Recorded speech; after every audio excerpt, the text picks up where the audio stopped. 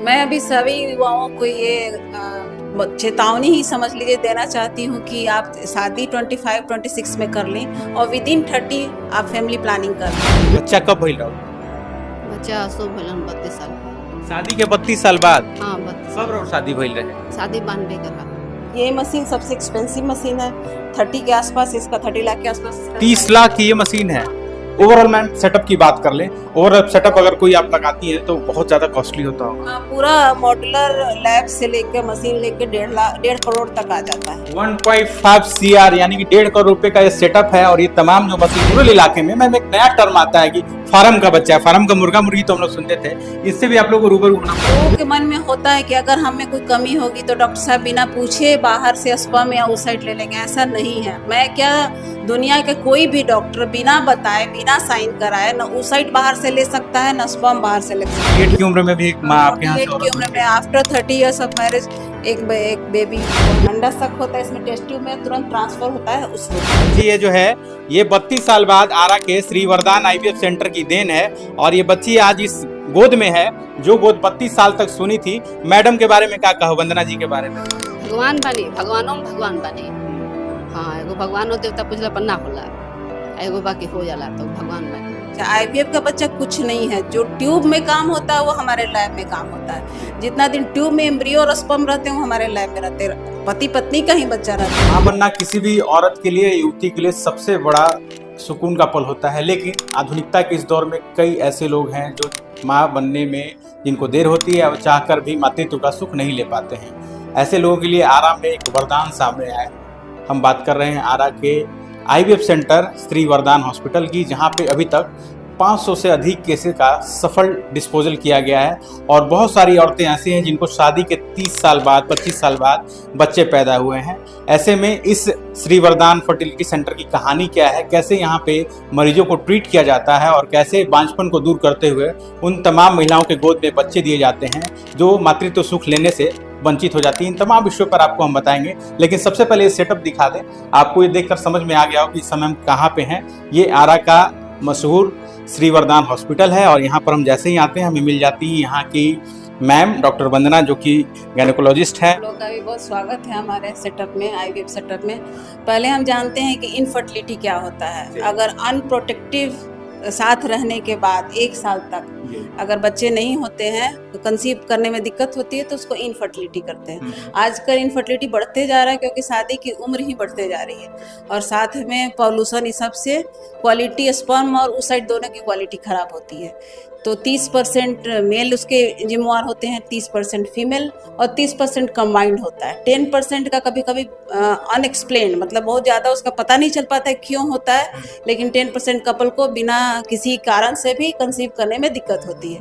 पहला कारण एज तो है ही, वेट, एज, डाइट, बहुत सा कारण है। इस चलते आजकल बहुत तेजी से इनफर्टिलिटी ग्रो होता है। साथ में हम लोग की जरूरत ज़्यादा पड़ने लगी है। आइए आपको बताते हैं कि हम लोग कैसे इसमें काम करते हैं। देखिए, जैसे ही आप आरा के श्री वरदान इस फर्टिलिटी सेंटर में आएंगे तो आपको यहाँ तमाम ये मॉडर्न मशीनें मिल जाएंगी। तो शायद ही पटना में भी किसी हॉस्पिटल में होंगी। मैम देखने से लग रहा है कि आप लोगों ने बहुत ही वेल मेंटेन, एस्टेब्लिश और बहुत अपडेटेड मशीनरीज का यहाँ पे यूज किया है। हाँ, अभी तक जो वर्ल्ड का पैरामीटर जो हम लोग मशीन रखते हैं हर अच्छे से अच्छे IVF सेटअप में, वो सारा आरा में अवेलेबल है। चाहे वो स्पर्म का काउंट अगर 1 मिलियन से नीचे है, उसका भी अगर बहुत नील है तो आप टेस्टिस के अंदर निकाल के इंट्रासाइटोप्लाज्मिक स्पर्म इंजेक्शन ICSI द्वारा हम लोग फर्टिलाइज करते हैं। चलिए तो फटाफट अब जानते हैं कि आखिर IVF का प्रोसेस होता कैसे। मैम यहाँ पे हम मौजूद हैं, इसको आप लोग क्या कहते हैं टेक्निकल टर्म?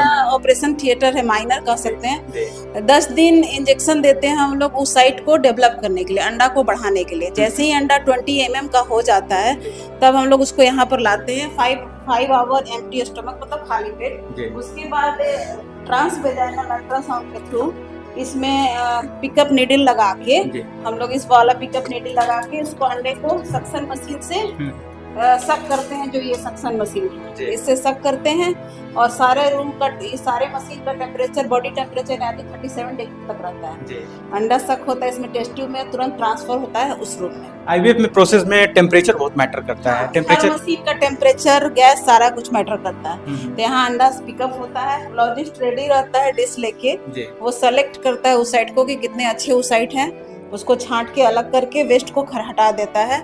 फिर उसके बाद इस पे स्पर्म लोड होता है, इसको इक्सी मशीन करते हैं। जी। स्पर्म ठेठ भाषा में हम लोग बोले तो ये माइक्रोस्कोप है, बट आप लोगों ने बताया माइक्रोस्कोप तो बस ये है, जी। साथ में ये सब अटैचमेंट इक्सी है, इंट्रासाइटोप्लाज्मिक स्पर्म इंजेक्शन। 1 मिलियन से कम स्पर्म है तो भी जी। बेस्ट स्पर्म इसमें सेलेक्ट करके लोड होता है।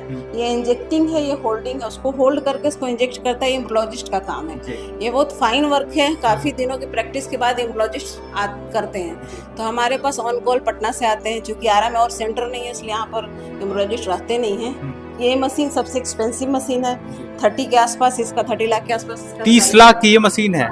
देखिए, लोग कहते हैं कि आईवीएफ का इलाज बहुत महंगा होता है, तो आईवीएफ की मशीनरी की बात कर ले, एक सिंपल मशीन है जो इस प्रोसेस को कंप्लीट करने में एक मददगार साबित होती है, और इसकी कॉस्टिंग 30 लाख रुपीज है। ओवरऑल मैम सेटअप की बात कर लें, ओवरऑल सेटअप अगर कोई आप लगाती है तो बहुत ज्यादा कॉस्टली होता होगा। पूरा मॉड्यूलर लैब से लेकर मशीन लेकर 1.5 करोड़ तक आ जाता है। 1.5 CR यानी कि 1.5 करोड़ रुपए का ये सेटअप है, और ये तमाम जो मशीनें हैं मैम, ये देखने में लग रहा है कोई फ्रीजर टाइप का। इसमें क्या होता है? इसमें पहले आज से 10 साल पहले इसमें ही एम्ब्रियो डेवलप होता था, और लेकिन आजकल इससे भी हाईटेक मशीन आ गए हैं, बेंचटॉप। क्योंकि उसमें सिर्फ CO2 होता है, कार्बन डाइऑक्साइड। इसमें 3 तरह के गैस होते हैं, nitrous, carbon dioxide and oxygen. इसका सिलेंडर अलग होता है। ये बेंचटॉप का भी टेम्परेचर 37 डिग्री रहता है। इसमें एक साथ हम लोग 4 कपल के डिश रख सकते हैं, और दोनों तरफ 4 कपल का एट ए टाइम डिश रख सकते हैं। और इसमें एक बॉटल होता है जिसमें ह्यूमिड पानी रखा रहता है, इसमें गैस उसके थ्रू होके आता है, क्योंकि बॉडी में ह्यूमिडिटी होती है, ट्यूब में भी ह्यूमिडिटी। 5 दिन 120 घंटे इसमें रहता है, ब्लास्ट तक बनने तक, मैंने ब्लास्टोसिस्ट तक इसमें रखते हैं हम। 5 दिन तक इसमें आप लोग स्टोर करके। हाँ, जो फर्टिलाइज्ड ओवम और ओसाइट्स फर्टिलाइज ओवम को स्पर्म से फर्टिलाइज करके 5 दिन इसमें रखते हैं। जो बेस्ट बन जाता है, यानी जो ब्लास्टोसिस्ट स्टेट तक पहुंच जाता है, उसको हम लोग फिर ट्रांसफर करते हैं। उस पे डिस्प्ले होते रहता है। हाँ, यहाँ पे जो काम होता है, हम चाहें तो दूसरे डॉक्टर को दिखा सकते हैं कि आपके अंडे जो निकले वो किस क्वालिटी के हैं, जो ब्लास्टोसिस्ट बने, एम्ब्रियो बने, वो किस क्वालिटी के हैं, और इसके थ्रू हम लोग डालते हैं। इसके थ्रू हम लोग ये जो एम्ब्रियो ट्रांसफर है, इसके में लोड करके और डालते हैं। देखने से लग रहा है कि बिल्कुल पतला फाइबर चीज है। जितना ही सॉफ्ट रहता है उतना ही ज्यादा अच्छी क्वालिटी का माना जाता है। मॉडर्न डेज में नॉर्मल प्रेगनेंसी और आईवीएफ प्रेगनेंसी का रेशियो क्या है? मैं अभी सभी युवाओं को ये चेतावनी ही समझ लीजिए देना चाहती हूँ कि आप शादी 25-26 में कर लें, और विद इन 30 आप फैमिली प्लानिंग कर लें। 30 के ऊपर जाने पे अंडे की क्वालिटी का डिक्रीज होना शुरू हो जाता है, और स्पर्म की क्वालिटी भी थोड़ी बहुत खराब होनी शुरू हो जाती है। तो अगर आप जल्दी शादी करें, जल्दी बच्चा करें, इन केस आपको बहुत जरूरत है किसी जॉब का, तो आप oocyte फ्रीज करवा लें और कंसल्ट करें। हो सकता है कि हर इनफर्टाइल कपल को IVF की जरूरत ना पड़े, छोटी मोटी दिक्कत हो उससे भी सॉल्व हो जाए। आप नॉर्मल दवाई या किसी मामूली टेस्ट से भी आप कंसीव कर सकते हैं। आपने जितने केसेज अभी तक हैंडल किए आईवीएफ में, मोर देन 500 केसेज होंगे, कोई ऐसा चैलेंजिंग केस बताएं जिसमें लगा कि नहीं बहुत चैलेंजिंग है, लेकिन हमने उसको फाइनली उसको सॉर्ट आउट कर लिया? बहुत से ऐसे केस हैं जिनका यूट्रस बहुत छोटा हो, यूनिकॉर्नुएट हो, मतलब एक कॉर्नर उसका कटा हुआ हो, फाइब्रॉइड है, सर्वाइकल स्टेनोसिस है। बहुत सारे ऐसे केस हैं जो 48 की उम्र में भी एक माँ आपके यहाँ से 48 की उम्र में आफ्टर 30 इयर्स ऑफ मैरिज एक बेबी हुआ। लोगों के मन में होता है कि अगर हम में कोई कमी होगी तो डॉक्टर साहब बिना पूछे बाहर से स्पर्म या oocyte ले लेंगे। ऐसा नहीं है। मैं क्या, दुनिया के कोई भी डॉक्टर बिना बताए, बिना साइन कराए न oocyte बाहर से ले सकता है, न स्पर्म बाहर से ले सकता है। उसकी जानकारी पूरी तरह से आपको दी जाती है और साइन किया जाता है। रूरल इलाके में मैम एक नया टर्म आता है कि फार्म का बच्चा है, फार्म का मुर्गा मुर्गी तो हम लोग सुनते थे, इससे भी आप लोगों को रूबरू होना पड़ता होगा। हाँ, पहले तो मुझे नहीं ये पता था, लेकिन अब यहाँ भोजपुर में रह के ये समझ में आया कि गांव में इसको एक तरह से कलंक मानते हैं कि IVF का बच्चा। IVF का बच्चा कुछ नहीं है। जो ट्यूब में काम होता है वो हमारे लैब में काम होता है। जितना दिन ट्यूब में एम्ब्रियो और स्पर्म रहते हैं वो हमारे लैब में रहते हैं। पति पत्नी का ही बच्चा रहता है,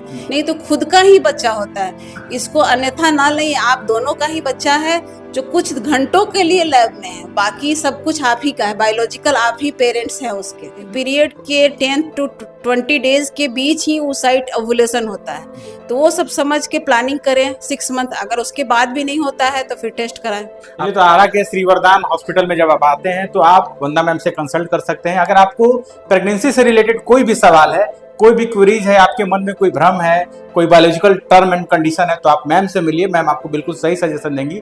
और वैसे लोग जो आईवीएफ के बारे में सोच रहे हैं, जो बहुत डॉक्टर्स के पास जा चुके हैं, रिजल्ट नहीं आया है, एक बार आरक्षित क्लब रोड स्थित श्री वरदान आईवीएफ सेंटर में जरूर आए। यहाँ आने पे मैम आपको 100% रिजल्ट के साथ आपको सेटिस्फाइड करके और आपकी गोद में एक नन्हा सा प्यारा सा मुन्ना लेकर